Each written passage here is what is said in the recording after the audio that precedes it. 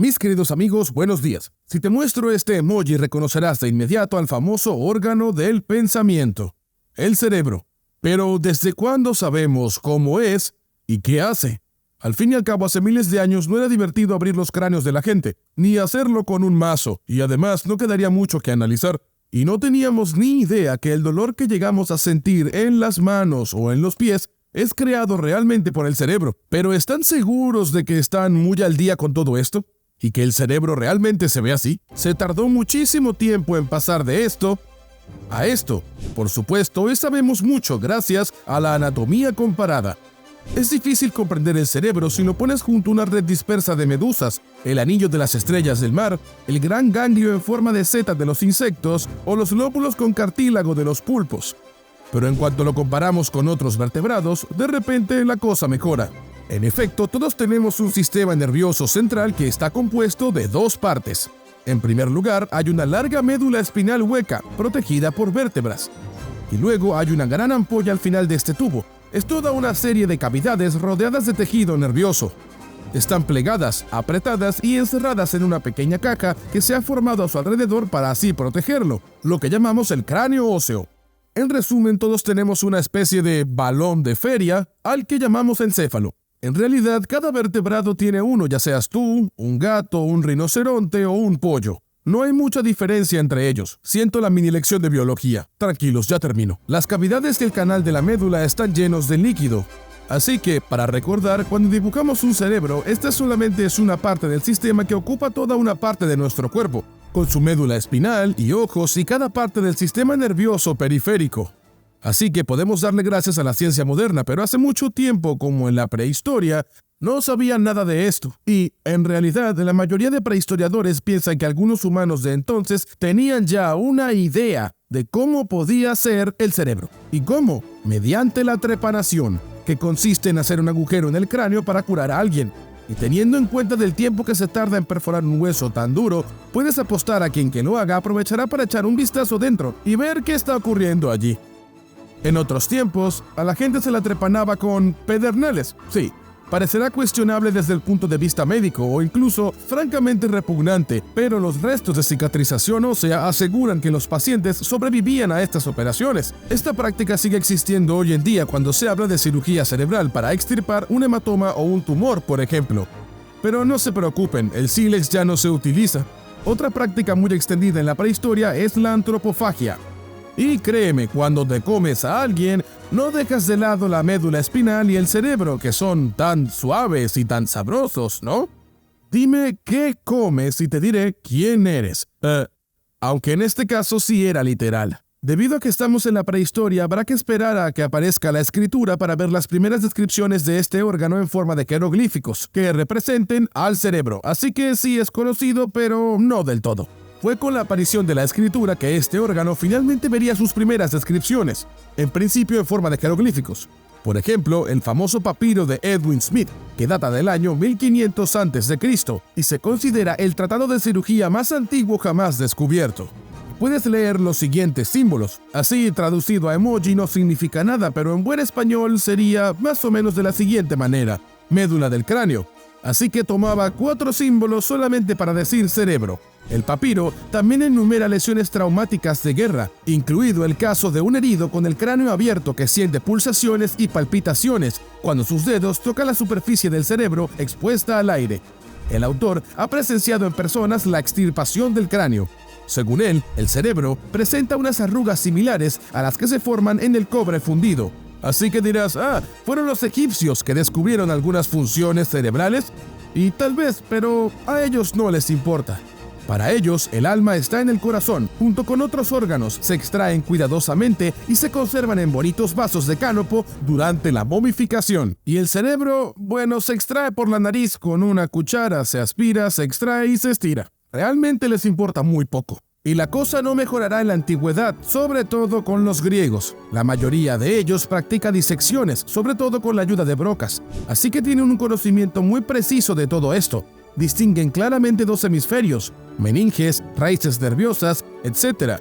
Pero desde el siglo V hasta el siglo IV a.C. se produce un debate entre 2 escuelas. Por un lado están los cerebrocentristas, como Alcmeón de Crotón o Hipócrates de Cos, que consideran que el cerebro es el órgano central del pensamiento. En cambio, los cardiocentristas, como Aristóteles, piensan que los egipcios tienen toda la razón y que se trata más bien del corazón. Para ellos, el cerebro solo es algo frío y húmedo. En resumen, un circuito de refrigeración del cuerpo que sirve para que la sangre fluya e inducir el sueño. De hecho, es exactamente lo contrario en nosotros. Cuando decimos que no podemos dormir es porque tenemos pensamientos dando vueltas en el cerebro.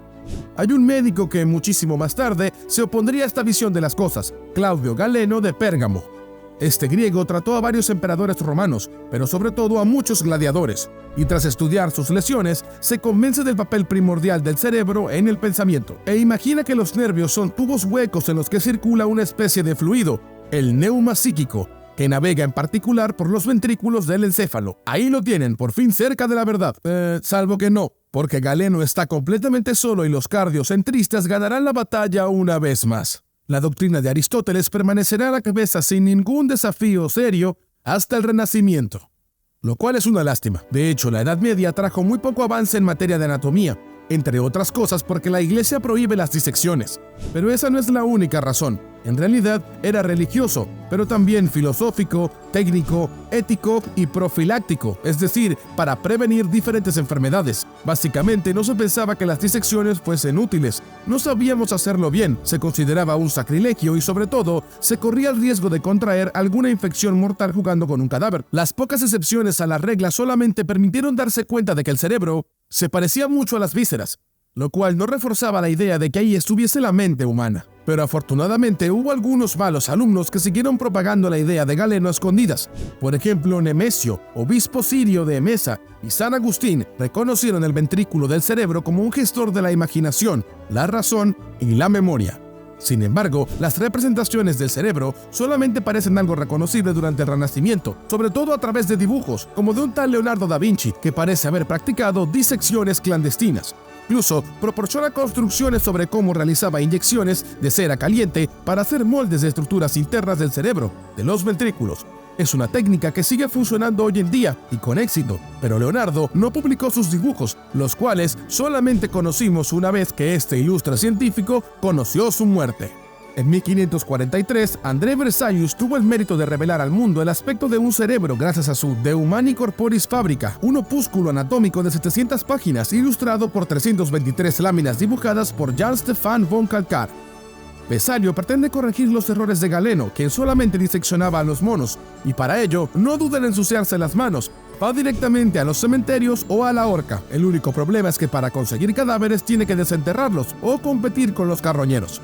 Pero aquí también seguimos con la idea de que el cerebro es una masa gelatinosa con pliegues y capas como si fuese una cebolla. Y es la invención de un nuevo aparato lo que finalmente lo cambiará todo y hará que el cerebro sea la nueva estrella de la neurociencia. En 1590 se inventó el microscopio. Después, a partir del año 1674, el pañero holandés Anthony van Leeuwenhoek lo mejoró y lo popularizó. Gracias a él, pronto comprenderemos que el cerebro es, en realidad, una estructura formada por miles de millones de células. Nace la histología, el estudio de los tejidos celulares. Pero para una buena observación no basta con una herramienta, también hay que tener cuidado con las muestras. Ese no fue necesariamente el caso del italiano Marcello Malpighi, que descubrió las células sanguíneas y las glándulas en el año 1666.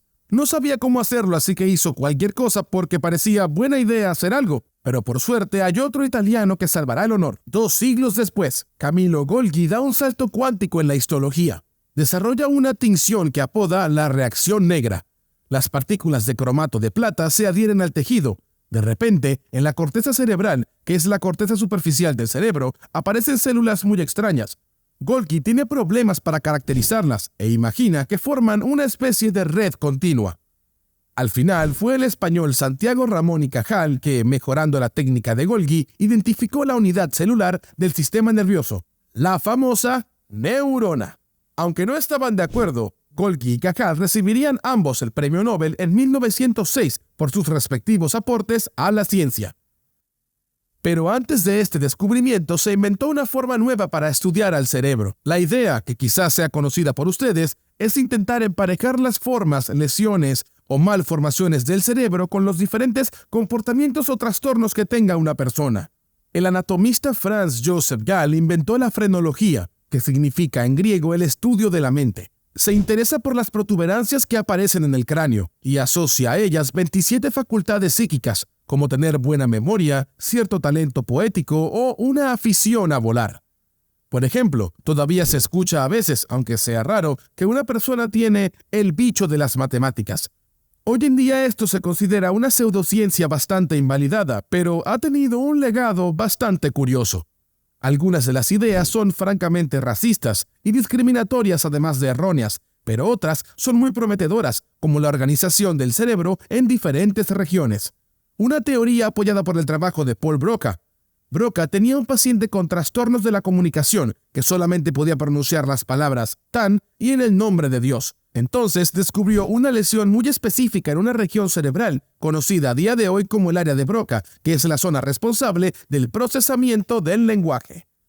Así que efectivamente, si afectas tal o cual zona del cerebro, pues sabemos que esta función o capacidad cambiará y a veces será de forma radical. Pero esta ciencia entra en la era moderna cuando dejamos de estudiar solo cerebros enfermos o de gente muerta. Es con técnicas médicas nuevas de imagen, por ejemplo el rayos X, que por fin podremos estudiar a personas sanas con una materia gris completamente impecable. Para mostrarles el proceso de la imagen cerebral, aquí tienen lo mejor que podemos hacer a día de hoy gracias a ISULT, el imán de resonancia magnética más avanzado del mundo, diseñado por ingenieros e investigadores del CEA. No se hagan ilusiones con lo que ven, no es un cerebro, es una calabaza. ISULT maneja un imán de 11,7 teslas.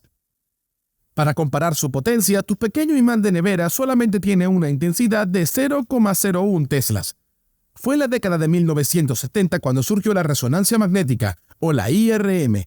Se basa en la resonancia magnética nuclear, la RMN, pero esta vez se utiliza para revelar detalles anatómicos de los tejidos blandos, como los músculos, vísceras y, por supuesto, el cerebro. Por ejemplo, un trabajo particular de la IRM es la IRM de difusión, que ha permitido esta fantástica visualización de los haces de las fibras nerviosas.